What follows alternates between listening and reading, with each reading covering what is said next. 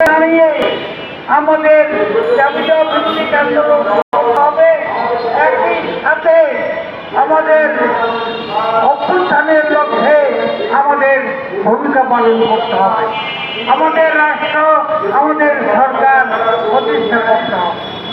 ঐক্যবদ্ধ যদি আমরা না হতে পারি, শ্রমিক শ্রেণীর নেতৃত্বে শ্রমিক কৃষক মেহনতি জনগণের মুক্তি হবে না।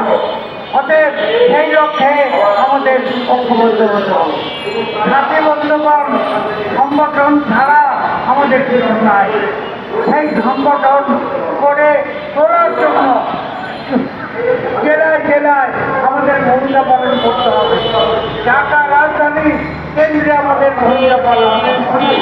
সাথে বন্ধুগণ, অন্য কল কারখানা যা আছে তা চালু করতে হবে। তার চিনি কল, পাট কল, মৎস্য কল যাই হোক না কেন, এবং প্রাইভেট যে সমস্ত শিল্প কলকারখানা বন্ধ হয়েছে, গার্মেন্টস সহ তা চালু করতে হবে এবং শ্রমিকদের বকেয়া বেতন দিতে হবে।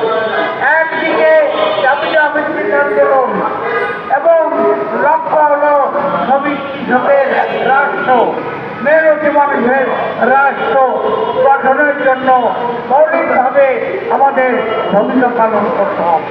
যদি আমরা তা করতে পারি তবেই আমরা সার্থক হব। তাই জাতীয় গণতন্ত্রের নেতৃত্বে যেসব ব্যাপী সংগঠন আন্দোলন সংগ্রাম করে তোলার আহ্বান জানিয়ে এবং আজকের এই সমাবেশে আমি বক্তব্য শেষ করছি।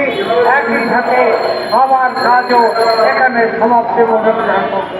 দুনিয়ার বন্ধু